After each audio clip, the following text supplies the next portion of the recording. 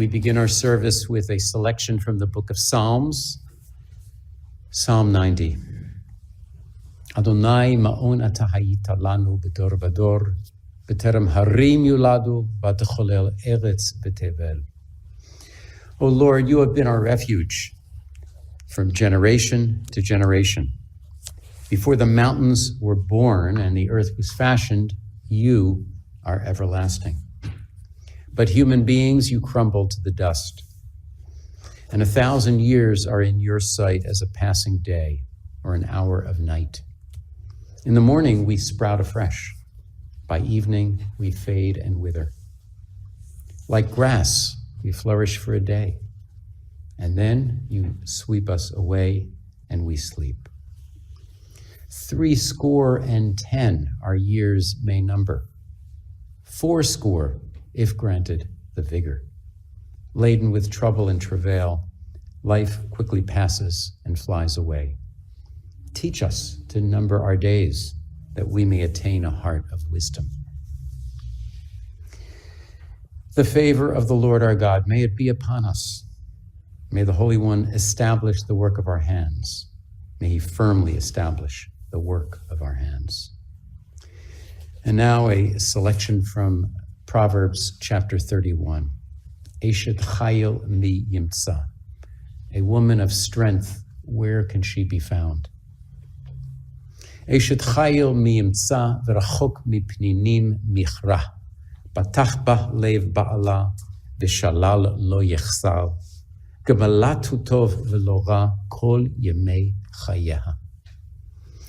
A woman of strength, where can she be found? Her value is far above rubies. The heart of her husband trusts in her, and he thereby lacks nothing. She renders him good and not evil all the days of his life. She opens her hands to the needy and extends her hands to the poor. She is robed in strength and dignity, and cheerfully faces whatever may come. She opens her mouth with wisdom. Her tongue is guided by kindness. She tends to the affairs of her household and eats not the bread of idleness. Her children, her grandchildren, come forward to praise her. Many women have done superbly, but you surpass them all. Charm may be deceitful, and beauty may be vain, but a woman that feareth the Lord is much to be praised. Place before her the fruit of her hands. Wherever people gather, her deeds will speak her praise.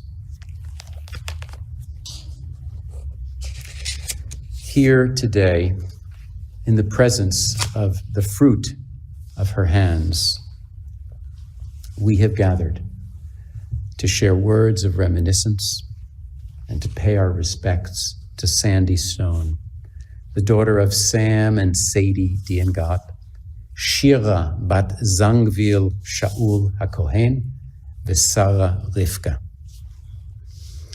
Sandy was preceded in death by her siblings, Fred and Barbara, and by her husbands, Hugh and John. She is survived by her children, Stephen and Nancy, Linda and Ron, Joshua, Beth and Gabi, and Daniel and Chai.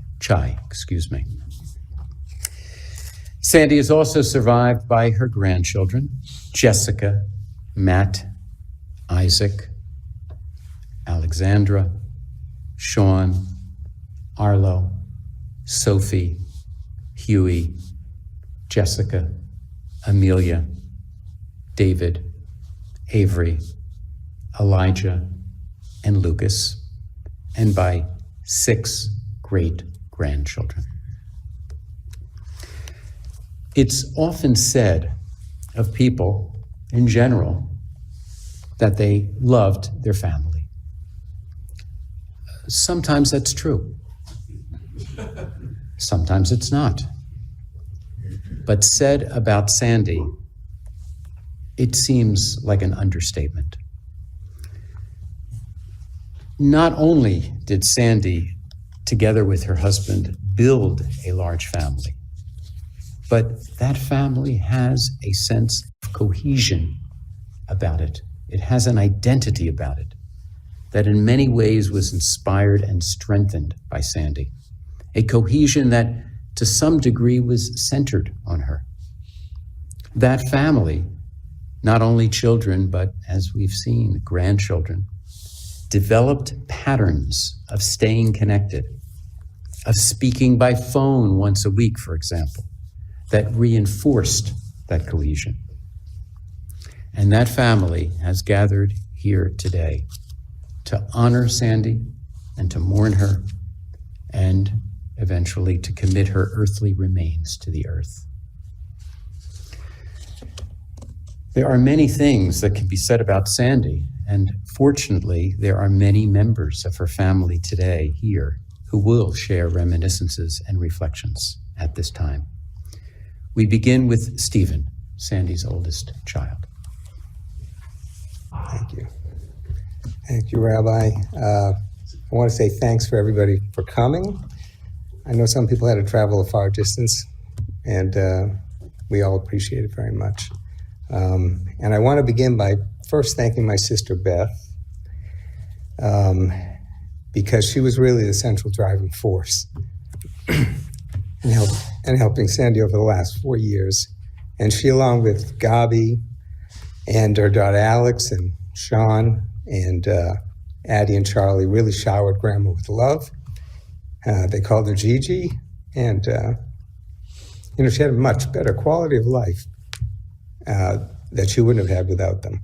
So I just want you guys to go, it did not go unnoticed. Thank you. And unfortunately, we all know the person who would have enjoyed this little get-together the most, and that would have been Sandy. She would have been looking around, just thinking about how wonderful it is to see everybody, and really happy to be with her friends and family. And as you know, she had a contagious, oversized passion for life, and anybody who didn't have a stick up their ass thought she was great. So over the last few days, many of my boyhood friends have been texting me about Sandy and saying, I had comments like, she was my second mother. I must have heard that from 3 or 4 friends. I always felt welcomed at your house. She was feisty. She was a force. I love being at your house. And Peter Goodman texted, she used to force me to eat my mashed potatoes. And one of my fondest memories is one of my oldest friends, Jack Kahn, coming home from school, and he's sitting at the kitchen counter when I got home, and he's just chatting away with my mom and eating her Toll House cookies. And I said, Jack, what are you doing here? He said, Steve, I was hungry, and I knew your mother would feed me. So they were both very happy. And there are a lot of stories about Sandy, but since I'm the first one to speak, I will only tell about 10 or 15 of them, and I promise it won't take too long. Seriously, I have 3 stories. In the last few years, as Sandy was slowly fading away, whenever I saw her, we basically had the same discussion. She'd look at me and say, Stephen, what happened to your hair? It's almost white. I said, Mom, this has been going on for a while. Then she'd say, I hear you're still working. I said, that's right, Mom, I'm still working. So at your age, people are still hiring you to work for them. And I said, yep, that's right, Mom. And she goes, so they're paying you to work for them? I said, yes. And then she looked at me and she goes, why? So most of the time I would I'd let it go and I'd just walk away. But the last time we had this discussion, Sophie was sitting next to me.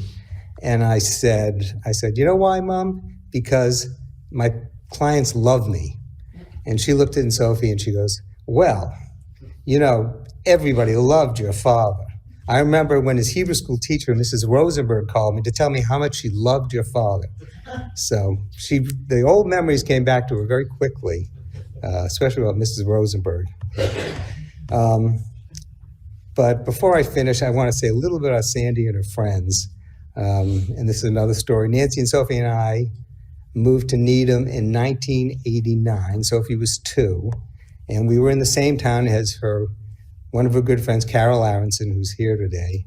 And one night I'm sitting alone in the kitchen and the phone rings and I hear the voice on the other end say, "Is your mother home?" And I quickly recognized this was the voice of my mother. So I said, "You are my mother." And she said, "Oh God, wrong number." And she hung up. No apologies, nothing, just hung the phone up. So she wanted to talk to Carol, and I get it. She really didn't have time for me. That's fine.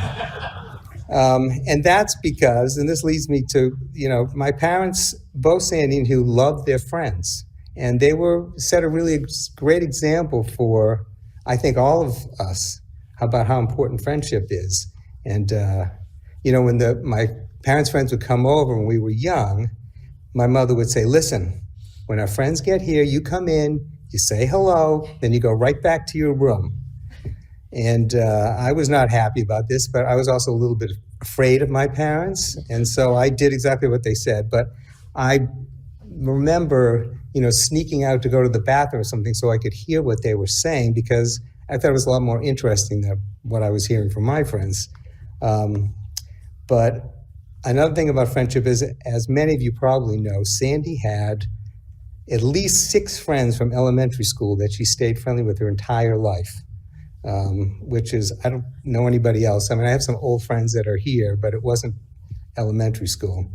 And when I was doing a project for my mother's 80th birthday, I talked with Dottie Goodman, Barbara Green, Carol Aronson, Nina Geilich, Nancy Hurwitz, and Ricky Ezrin. And one characteristic they all agreed on was that she was a true and loyal friend. And if you needed her to be there, no questions asked, she was there. And I'm sure another thing that I'm sure will be discussed by some of my siblings is she never complained. And which is, when you think about it, it's pretty amazing, especially what she went through the last 4 years. And then just a few days ago, after Sandy passed away, I spoke with Dottie and Barbara. And as soon as I heard their voices, I started to cry. Because, I knew how much they loved her and how much they were going to miss her. But my last story happened when the last time I saw my mom, which was right after her 91st birthday. I went down to Florida, stayed with Beth and Gabi, and we went in to see her. I was nervous because I knew she hadn't been doing well. I knew she wasn't going to look good. She hasn't looked good for years. So I pulled up a chair next to her. She didn't seem to know I was there. Then she looked up and she saw me and she said, "Oh God, it's Stephen, my oldest son." And she grabbed my hands and she started kissing them. And she was going, "I love you, I love you." And she had this big smile and says, "Stephen, I love you, I love you." So finally Beth cuts in and she goes, "Hey Mom, what about me?" And she looked at Beth and she goes, "I love you too." And then Gabi said, "Hey, what about me?"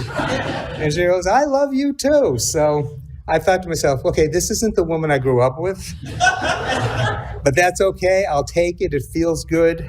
And I have to say that's one of the best memories that I have of my mom, and that's something I'll never forget. Thanks.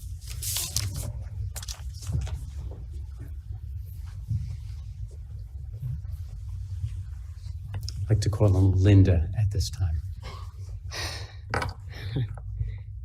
My mother had a tough life. My mother had an easy life. She had a tough life. Passionately erratic first husband. She lost early. Second loving husband left her lonely. Lots of extended family service. She had an easy life.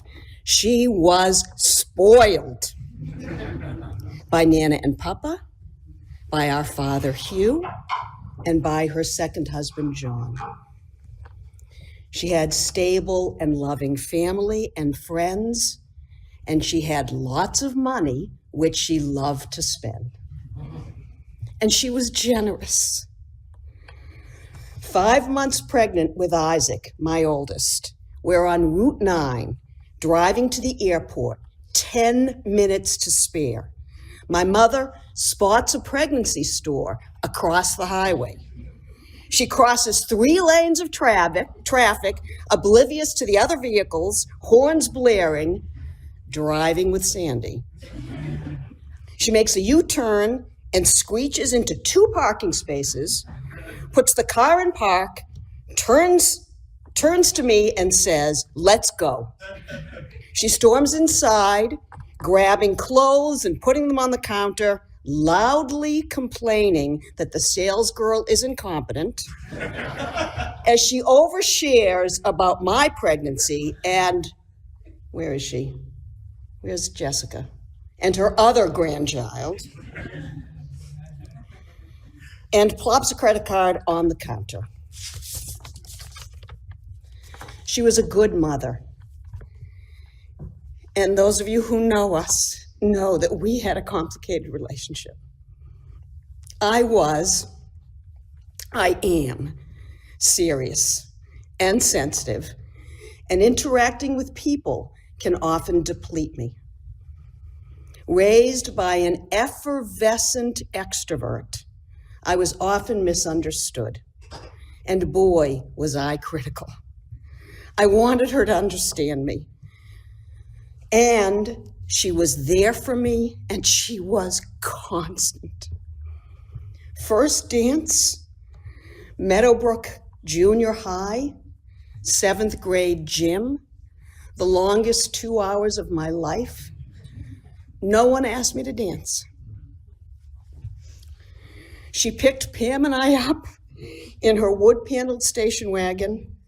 After dropping Pam off, she turned to me and she asked. I cried. Actually, I wept. She loved me. At home, she probably gave me some lettuce and tucked me into bed. After that, she and my dad started calling me OBD, our beautiful daughter.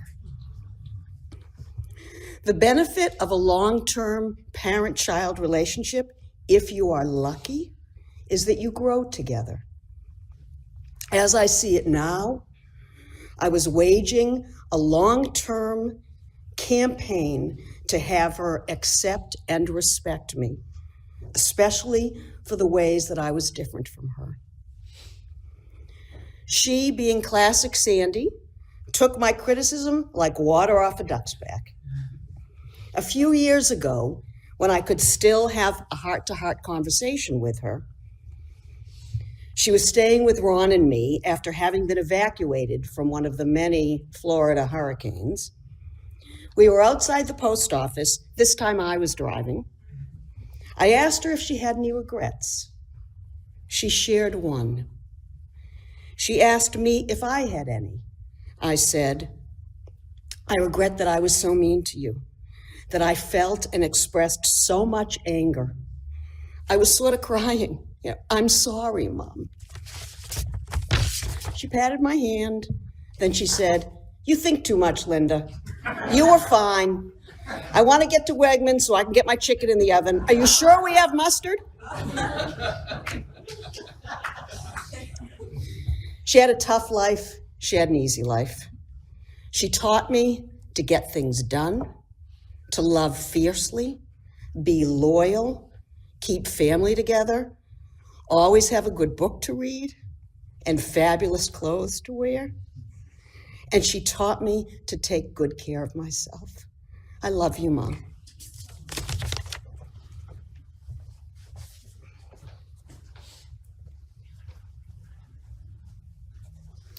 Now, Ron, please.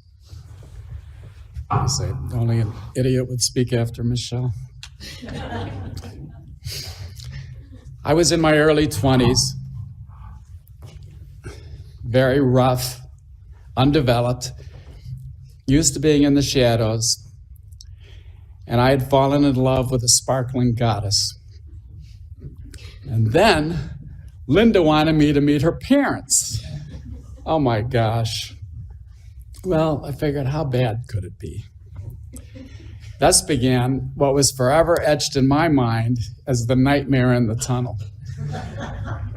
Sandy and Hugh picked Linda and me up from Logan Airport with smiles, and we jumped in the back seat. But then a curious thing happened. They didn't turn and go about their business together or sit quietly and leave us alone, which is how it was in the car in my family. Instead, Sandy started pelting me with questions, personal questions, more questions than I had ever fielded in a given year. She was interested in my life, my thoughts, my activities, my plans, firing them at me fast, nonstop, hardly pausing for my stumbling answers. We just have to get to their house and then I can escape, I kept reassuring myself. But the tunnel was clogged, bumper to bumper. The walls of the car were closing in. And the trip lasted, by my measure, 7 times forever. At some point, Sandy turned around, faced me on the back seat, and saw me covered in sweat like Albert Brooks in broadcast news. And with a sly and very innocent smile, she said, "Getting a little hot in here for you, Ronnie?" And thus began my 50-year love affair with Sandy Stone. I adored her from that moment forward. I will miss you. I already do. I'd like to invite Joshua up at this time. Let's remember the young, vivid, and unsinkable Sandy Stone. Think of the grainy photos of her as a child. Banana curls, cherubic face, the mischievous look in her eye. It's a face whose features many of us share across almost a century of time. Let's imagine the look on teenage Sandy's face when Hugh David Stone met her for the first time in July. And he said to her, "What are you doing for Thanksgiving? What are you doing for New Year's? And it doesn't matter because I'm going to marry you." Youthful to a fault, my mom never yielded. I mean, quite literally, as a driver, I don't believe she ever obeyed a yield sign. If she was coming, you just had to get out of the way. Sandy always presented her best self in the most important occasions. When you look at photos from bar mitzvahs and weddings, anniversaries, she's gleaming. On her 50th birthday, the day that Jessica, her first grandchild, was born, she was stunning, resplendent. Sandy was an excellent, loyal, and true friend. Age was no barrier. She could grow and change, listen, and adapt. She was the glue that binded people together. I know many people in this room had one-on-one relationships with my mom that could go on for hours. She'd ask question after question after question and then demonstrate empathy by recounting what she learned from you. After Hugh died, well, okay, my mom could have waited a few more minutes, but she did find a whole other kind of love with a dear, sweet, and charming John Wogue.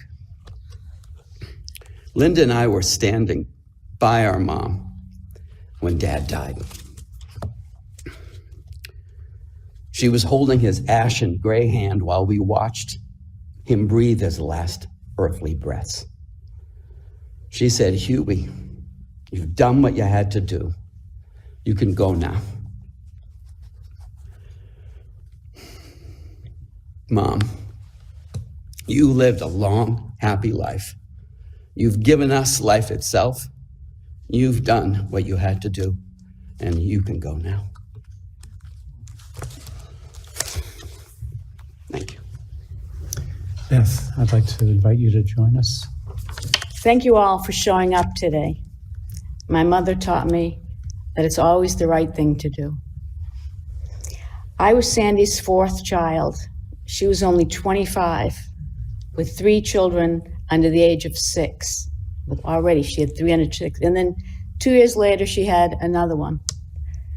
Today, I'm so grateful to all of you for sharing our mother. Sandy was busy, schlepping, baking, volunteering, hosting. Did I mention baking? Lots of memories. Many I'm sure you'll hear today.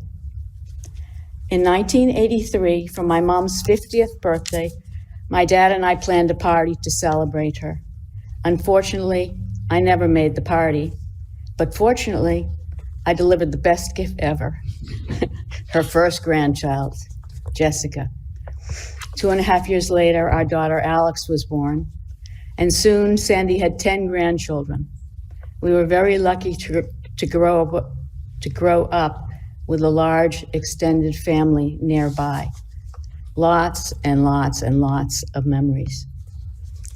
10 years later, in 1993, Gabby and I decided to move to Naples. We wanted to raise our daughters close to their grandparents, and I wanted to be near my mother. Sandy and John showed up for us. Soccer games, birthday parties, the girls' bat mitzvahs, so many meals and celebrations, lots and lots of memories. Temple Shalom was Mom's life. She was temple president, sisterhood president, and totally ran the Oneg Shabbats there. Truly the most amazing spreads I've ever seen. Additionally, she led many successful fundraising campaigns for the temple. She was a great example of a strong leader, earning her the well-deserved Woman of Valor Award. Lots and lots and lots of memories. Throughout the years, Mom was the glue that held the extended family together. Summers on the vineyard, cruising Alaska and the Caribbean. Lots and lots and lots of memories. In March of 2020, while we were all together at Hawks Cay, the COVID pandemic began. This was the beginning of Sandy's decline. Her baking days were over. In early 2021, Sandy was diagnosed with Alzheimer's. The good news is that she didn't know what she didn't know. She was still a dynamo at assisted living. Though her walker slowed her down a bit, she was always eager to help the staff with projects. The nurses and residents loved her. She took up knitting again. It became her last obsession. She made sure to make blankets for each family member and many friends until she could no longer. The Alzheimer's softened her rough edges. She became very loving and continually expressed her gratitude. This is where it gets hard. Every Sunday, we went out to dinner together.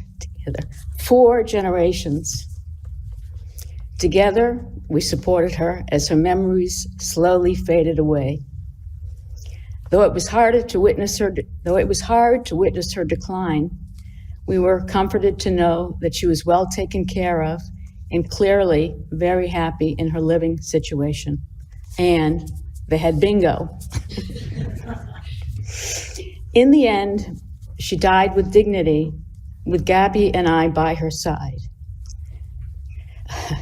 As I will always see her in my reflection, I'm comforted to know how much she was loved. I will forever hold dear these lots and lots of memories in my heart.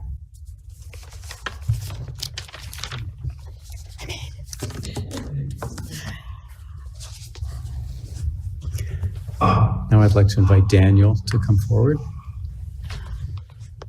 Hi, everybody. Thanks for coming. I just wanted to read, to start with, an abridged version of something by Buddhist monk Thich Nhat Hanh that I am finding very helpful right now. And he wrote, "The day my mother died, I wrote in my journal, a serious misfortune in my life has arrived. I suffered for more than a year after the passing away of my mother. But one night I dreamed of my mother. I saw myself sitting with her and we were having a wonderful talk. She looked young and beautiful, her hair flowing down. It was so pleasant to sit there and talk to her as if she had never died. When I woke up, it was about 2 a.m, and I felt very strongly that I had never lost my mother. The impression that my mother was still with me was very clear. I understood then that the idea of having lost my mother was just an idea. It was obvious in that moment that my mother is always alive in me. I opened the door and went outside. The entire hillside was bathed in moonlight. It was a hill covered with tea plants, and my cottage was set behind the temple halfway up. Walking slowly in the moonlight through the rows of tea plants, I noticed my mother was still with me. She was the moonlight caressing me as she had done so often, very tender, very sweet, wonderful. Each time my feet touched the earth, I knew my mother was there with me. I knew this body was not mine, but a living continuation of my mother and my father and my grandparents and great-grandparents, of all my ancestors. Those feet that I saw as my feet were actually our feet. Together, my mother and I were leaving footprints in the damp soil. From that moment on, the idea that I had lost my mother no longer existed. All I had to do was look at the palm of my hand, feel the breeze on my face or the earth under my feet to remember that my mother is always with me, available at any time. And now a few words from me. I'd always thought that the worst thing that could happen to Mom would be Alzheimer's. Instead, during the last few years, Mom taught me the most beautiful lesson, not by what she said, but by what she did. Instead of letting the disease wreck her, instead of resisting, Mom slowly let go of the mad rush, the pretense, all the ego stories, like being the fancy lady with all the jewelry. And she blossomed magnificently into who I believe she always really was. One great, big, gorgeous, glowing ball of love and light, who only wanted to tell everyone she could how grateful she was for being with them and how wonderful they are.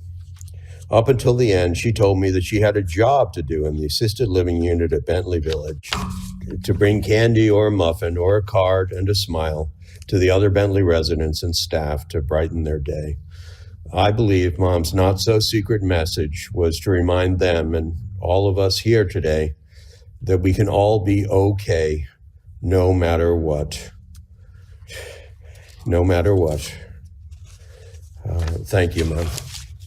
Thank you. I'd like to call on Jessica at this time. Okay, I'm Jess Stowe, for those of you who don't know me.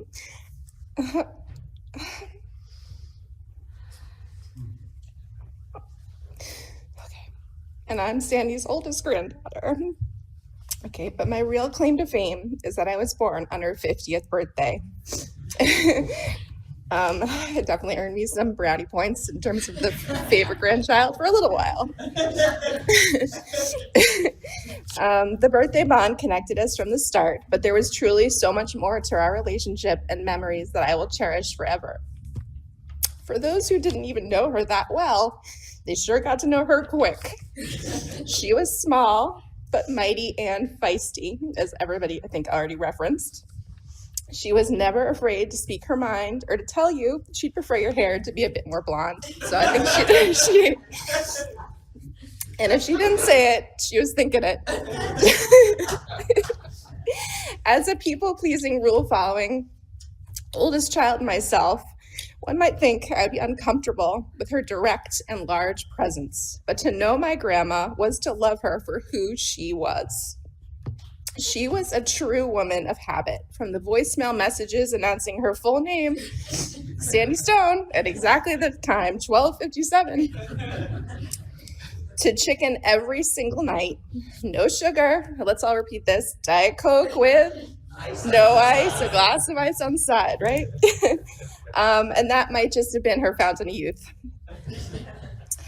The true test of a patient waitress was to have my grandmother as her customer. I always overcompensated for the complexity of her dinner order concoction with a simple have it as is, thanks.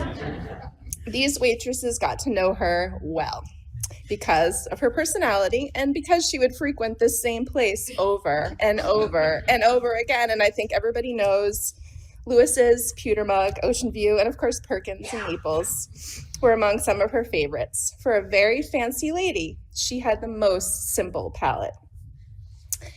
My mom referenced that when I was 10 years old, my parents came to us with a crazy idea. We were moving to Naples, Florida, where my grandma and John lived. This idea was terrifying to me as a tween know-it-all, but I had so much comfort knowing that we would get to spend all that extra time with Grandma and John. That extra time meant bringing them to our annual grandparents' day at school, where Grandma announced to my entire 7th grade class that she needed to make a tinkle and she'd be right back.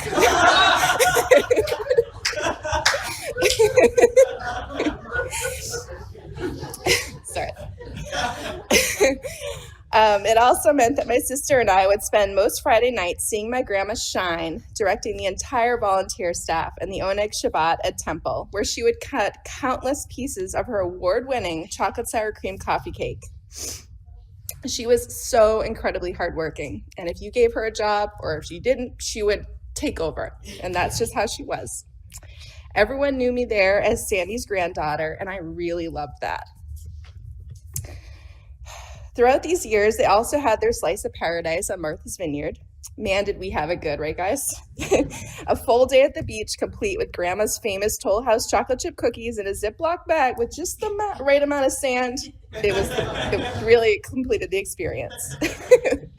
We would come home to her yelling, "Bundles!" and she would then prepare a delicious dinner with our extended family of cousins, aunts, and uncles.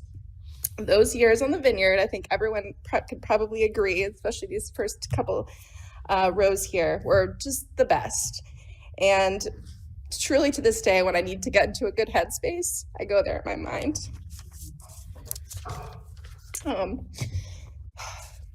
Family was the most important thing to my grandma. She was our matriarch, and she had this incredible way of bringing us all together. She loved traditions too. Her and John had this tradition of bringing a few of us on a cruise at a time around the age of 10. Right, Isaac? It was magical and really special to have that time with them and to honestly do whatever we wanted. Later on, she would gather the entire extended family for cruises or resort stays. And so this is referenced a lot too. Another really big but defining quality trait of my grandma is that she was the worst driver in Parker. I mean, the absolute worst. It was terrible. She was a true master of parking her oversized Lexus in a full-on diagonal position like no one else. It was truly an art. Knowing that fact, you might be shocked to know that my grandma was the first person to teach me to drive. Yes, my parents were horrified too. And even my grandma had a good sense of humor about how awful her driving really was. Time moved on, and I found myself living for a summer with Grandma and John solo on the vineyard. Then I found myself living with them in Wayland. Not once, but twice. Actually, I think 3 or 4 times, even with my husband Matt while we were house hunting. And they never batted an eye because what was theirs was ours. And that was something that I will never forget. Time moved on more. Grandma was overjoyed at being a Gigi, to Addie, and then Charlie, and my own Sam and Ethan, and eventually Shy and Summer. She was so proud of them. And unfortunately for us grandchildren, this really demoted us on like the favoritism level. It's okay. I'm grateful that she got to know, especially my boys, every summer. We would spend a lot of time with her each week. And we really cherish that time. The last several years were really hard to see my grandma because to me, she was always such a feisty, strong-willed, and determined woman. My parents and my sister and her family lovingly committed to Sunday dinners, among so many other things. They were right there with her in Naples, and I know that she cherished those times together, even if she couldn't express it. Family was the most important thing to her, as we had said, and she was so blessed to be loved by so many that are some here today. I will forever cherish all those years with my grandma. I thank you all today for being here to celebrate the memory of our grandma. She lived a long and beautiful life, one that many only wish they had. I feel so fortunate to have been part of that life, and I will miss her dearly. Thank you. Let's call on Isaac, if you could join us. Grandma permeated and encompassed my life and the life of many of us here. I originally wanted to share a lot of grandma stories, but after being politely told that those were grandma after dark stories, I will save them from here. And instead, I'd like to tell a fable. There's two lovers sitting in a castle, verdant, beautiful, enchanting, surrounded by miles of forest and greenery. And past those miles, there's a ravaging horde, eating up and destroying everything in sight and slowly coming closer to the castle. In the castle, there's a rose bush, and every time the lovers pluck a rose, the hordes pause and time pauses, and they stay together, enchanted. And then the rose dies, and the horde comes closer and closer. And at the end, the rose bush is all dead, and the horde comes in and sweeps them up as well. And this fable's been in my mind a lot over the last week, and I was trying to think, where is Grandma in this story? She's not a rose, but she's not a rose. She's not one of the lovers, but she's not one of the lovers. She's the greenery, she's the horde, she's the castle.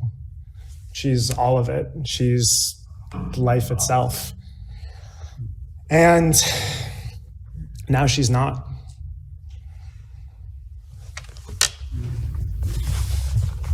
Alexandra?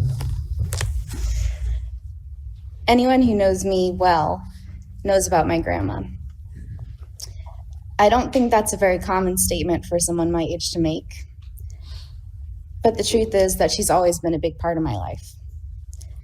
Through each stage of life, from my birth to my childhood, to the summer I lived with her on the vineyard when I was 15 with my best friend, to my high school and college graduations, my wedding, into the childhood of my two children, where she became affectionately known as Gigi.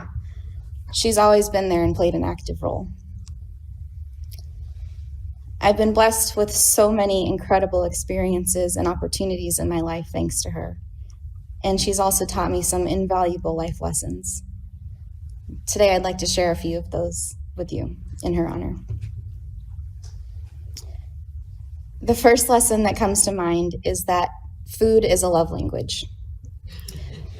To know Sandy Stone is to know that she loved to feed people and that she had an incredible gift for making the most delicious desserts without taking a single bite.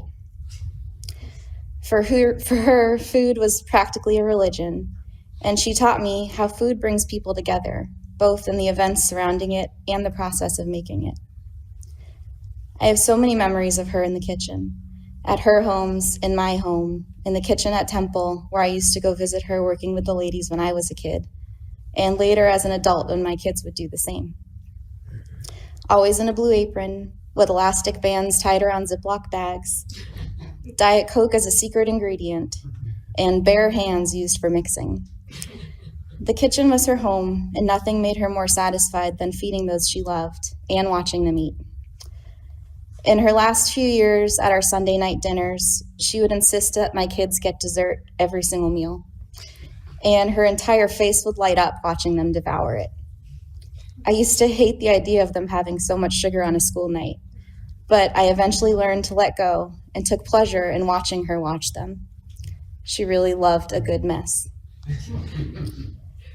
She had an entire index card system of recipes, which I was lucky enough to inherit a few years ago when she stopped baking. I've spent some time studying them, only to realize that the recipes themselves were more suggestions and reminders, as she often diverted from the ingredients or measurements listed, even adding her own commentary to the cards. It wasn't the recipes themselves that held the magic. It was her own system of these little quirks that made them distinctively hers. Just ask anyone who's tried to make her Toll House cookies using the exact same recipe. They never come out quite like hers with that signature crunch. And so in teaching me about food, she also taught me that it's okay to color outside the lines, so to speak. To take something with finite measurements and strict instructions and shake it up a bit and make it your own. There's beauty in the imperfection, in the insane mess she would make as she moved through a kitchen, even though it drove my OCD tendencies crazy. Today I love to bake, especially with my 2 children. And as I use her hand-me-down mixmaster and measuring cups and watch the flour miss the bowl and sprinkle onto the floor, I know that she'll always be a part of that with me. The second lesson that Gigi taught me is how to hustle. For a woman who never had an actual job a single day of her life, she was one of the hardest working people I've ever known. She was always busy, always giving so much of her time to others. If you had a large event to plan or a list to get done, she was your girl. She was no nonsense, down to business, hustle. I remember as a kid when she had the condo in Pelican Bay and we would walk the long path to the beach. She taught me how to pull the ropes, her method of speed walking. She made it fun when in actuality it was a lot more work than riding the tram. But she found joy in the hustle and shared it with me. As a female business owner, I often get asked about what strong females inspire me. Gigi always comes to mind. She may not have been a CEO or a Fortune 500 executive, but if that's what she had wanted in life, I have no doubt she could have been.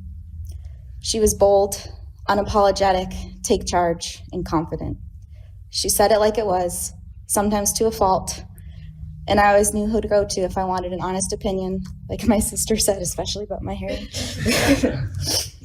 She set an example for me and so many others of what a strong female can be, and showed me from a very young age how to work hard and be unapologetic in that which sets my soul on fire. She taught me not only to hustle, but to really enjoy it. The final and most important lesson she taught me that I'll share today is that family is everything. For her, nothing in life mattered more than her family, and she made every effort to ensure that no matter how busy all of our lives became, we always made time to come together. From summers in the vineyard as kids, to the cruises, Thanksgivings, and family vacations, she always made sure that the family stayed close, and nothing made her happier than to see us all together. Even in her later years, when she could hardly hear and was no longer the ringleader in the center of the kitchen, I would love to watch her as she would just sit there and take it all in with the biggest smile on her face. It brought her so much happiness. This value of family is something that she has knit deep into each one of us, and like the yarn of her blankets, keeps us close. She was an incredible matriarch who we were all so blessed to know. I will miss her every single day.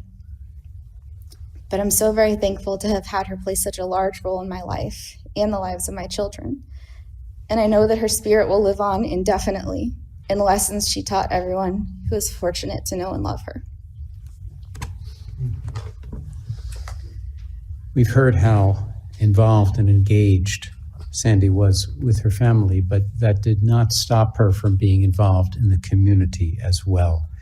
The rabbi of the synagogue in Naples has written a eulogy that I'd like to invite Beth to come forward and read for us at this time.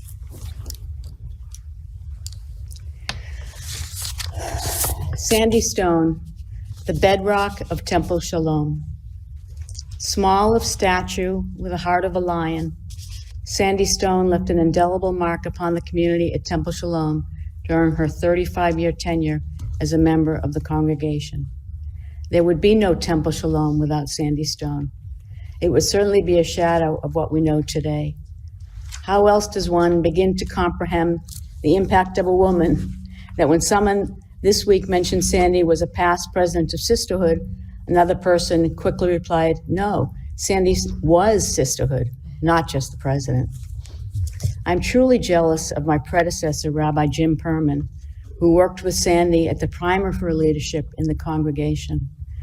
President of the sisterhood, president of the congregation, a ubiquitous presence in our kitchen and at the Oneg. Under Sandy's leadership, the congregation grew and blossomed. She oversaw a vibrant period of sisterhood early on, and later would return to the role of president to help the organization transition to new leadership and a new approach. Sandy, and John, I may add, was the driving force behind our Shalom 2000 campaign, bringing to fruition the vision for an expanded congregation, helping us to literally lay the keystones and bring in the gifts that allowed us to build our entire education wing. New home to our remarkable Temple Shalom preschool, one of the largest and best recognized early childhood centers in our region, as well as our Temple Shalom Religious School and Yesh program. Though I was not present for those years of her temple leadership, I was still blessed to know Sandy and work with her on numerous projects. I cherish my visits back to the kitchen on Friday mornings when I would check in on Sandy, Helen Weinfeld, Evelyn Cole, and Mary Beth Strom, preparing our Friday night oneg, her Diet Coke never far away. It was clear that Sandy was the one in charge, giving directions and never standing still. I will always have her voice in my ear, stopping by my office to share something that was on her mind, often starting with the phrase, "Now, Rabbi," with a particular tone that let me know that what I was about to hear would be a pearl of wisdom that only Sandy could share. And for those who think that the rabbi runs a Shabbat service, Sandy believed otherwise. At the back of the sanctuary, tapping her wrist if things felt like they were going long, standing in the front to collect the challah after the motzi so that she could serve it at oneg, and of course, providing the bowl of Hershey's Kisses that for years sat in the bima to bring sweetness and joy on Shabbat, a role that she did quietly and without fanfare. I saw glimpses of Sandy in my interactions with Beth over the years, as well as other family members I met. I know that you will all carry on her name, her stories, and her love. A fixture and a woman of valor, Sandy will be missed at Temple Shalom. For many of us here in Naples, our loss can best be expressed by the poet Arthur Rinau in his piece, Turning the Corner. I often saw you when I turned the corner into your street. A while ago, I followed you as you bent to meet the storm along the one-way street. And then you turned the corner where the shadows lie, and I lost sight of you. And I must still go on. But when I turn the corner, I hope to see you again. We have finally reached the moment when we have lost sight of Sandy, yet we still believe that we may see her just around the corner. I know that I will be still looking for her at every oneg out of the corner of my eye, waiting to hear that voice, "Now, Rabbi," and to learn once more the wisdom of Sandy. Sandy Stone may be gone, but her legacy will live on in the strong bedrock of a foundation that she leaves behind. Zichronah livracha, may her memories always be for a blessing.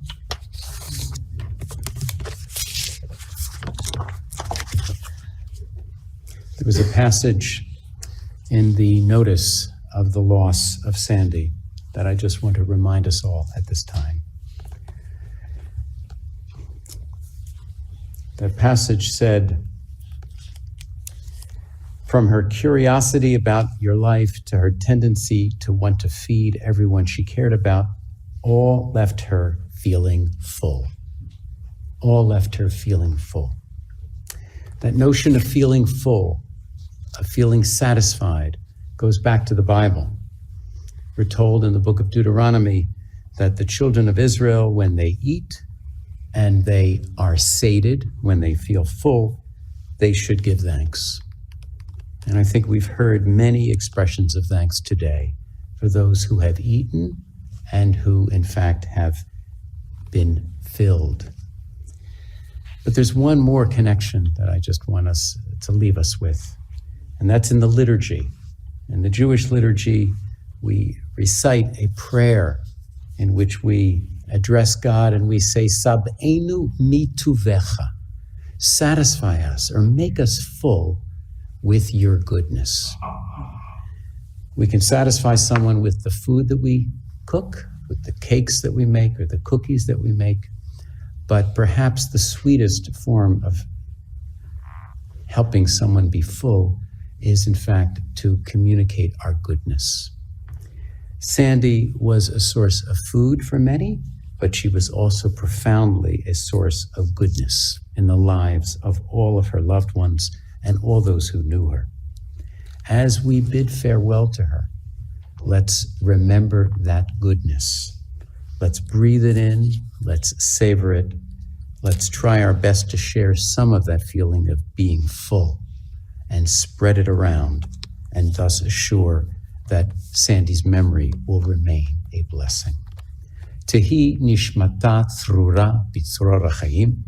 May Sandy's soul remain bound up in the bonds of life. May her memory be a blessing, and may she rest in peace. And let us say, Amen.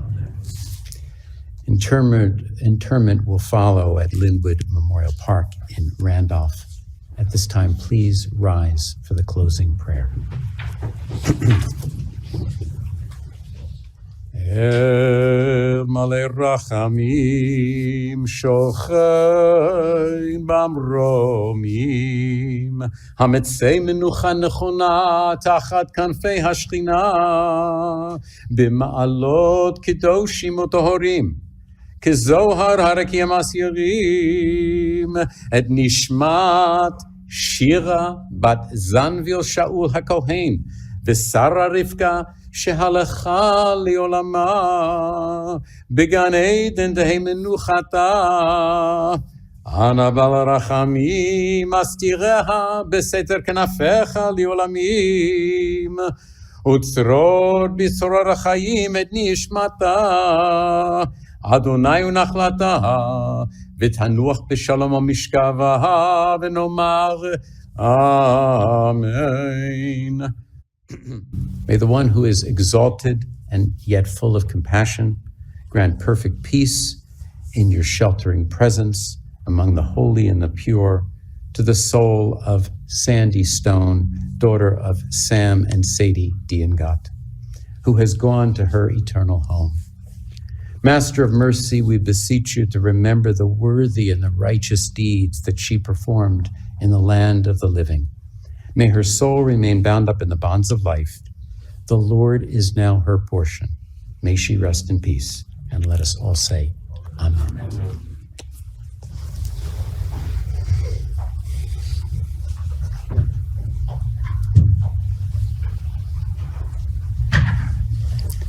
Sandy will be escorted from the room at this time by her grandchildren.